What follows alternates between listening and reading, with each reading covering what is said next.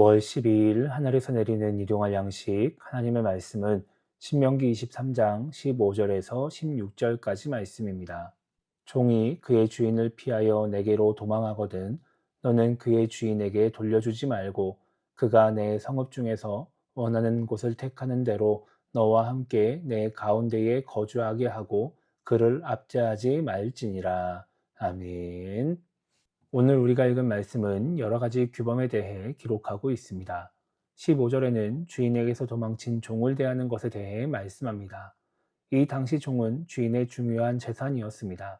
그렇기 때문에 다른 사람의 종이 도망쳐 오면 잡아서 돌려줘야 합니다. 그런데 하나님은 종이 주인에게서 도망쳐 온다면 종을 돌려보내지 말라고 말씀하십니다.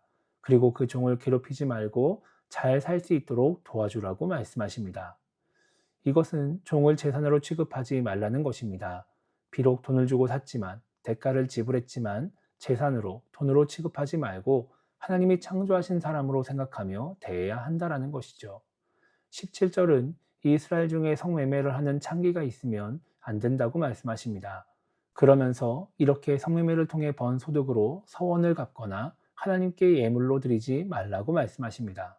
하나님은 그런 예물을 가증하게 여기신다라는 것입니다. 그리고 19절에서는 형제에게, 같은 이스라엘 자손들에게 돈을 구워주면 이자를 받지 말라고 말씀하십니다. 그렇게 형제에게 이자를 받지 않으면 하나님이 복을 주겠다고 말씀하시죠.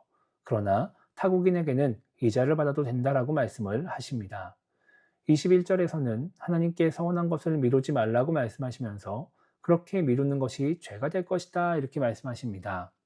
하나님은 레위기 27장에서 서원을 했을 때 어떻게 서원을 갚아야 하는지 정해 주십니다. 하나님께 한 약속을 그대로 지키는 것이 아니라 예물로 대신해도 된다는 것이죠. 그런데 막상 그렇게 약속을 지키려고 하니까 재정적인 부분이 부담이 될 수 있고 또 아까울 수도 있습니다. 그런데 그렇다고 해서 서원 갚는 것을 미루면 안 됩니다. 서원 갚는 일에 쓰는 돈을 아까워하면 안 된다라고 하는 것입니다. 마지막으로 24절에서는 이웃의 포도원에 들어가서 포도를 따먹는 것은 괜찮지만 포도를 갖고 나오는 것은 안 된다라고 말씀하고 있고 25절에서는 이웃의 곡식밭에서 손으로 이삭을 따는 것은 괜찮지만 낫으로 이삭을 베면 안 된다라고 말씀하십니다. 포도원에 들어가서 포도를 먹거나 곡식의 이삭을 따는 것은 약한 자에 대한 배려였습니다. 그런데 그것을 악용해서 자신의 재산을 축적하려고 하는 행위를 하지 말라는 것입니다.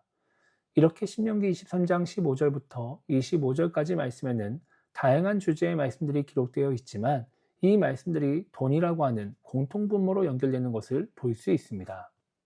돈에는 꼬리표가 없다라고 하는 말이 있습니다. 일반적으로 사람들이 사용하는 돈, 그러니까 화폐에는 아무런 표식이 없기 때문에 어떻게 벌게 된 돈인지, 어디서 온 돈인지를 따질 필요가 없다라는 것입니다.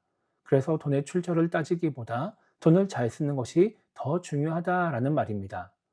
지금과 같이 화폐를 사용하지 않았던 과거에는 지금보다 돈의 꼬리표가 더 붙지 않았을 것입니다.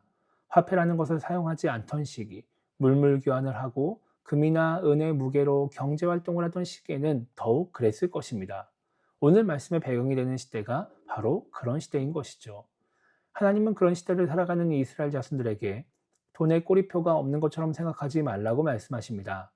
우리 인간의 눈으로 보기에 꼬리표가 없어서 그 돈의 출처가 어디인지 모르는 것처럼 어떻게 번 돈인지 모르는 것처럼 돈을 사용하고 또 하나님께 바치면 안 된다라고 하는 것입니다. 이것이 하나님의 백성이 돈을 대할 때 가져야 할 태도입니다. 우리 하나님은 모든 것을 보고 계시고 모든 것을 알고 계십니다. 그래서 돈을 대할 때에도 하나님의 백성답게 대해야 하는 것이고 돈을 하나님께 예물로 드릴 때에도 하나님이 원하시는 방법으로 하나님이 원하시는 모습으로 하나님께 드려야 합니다.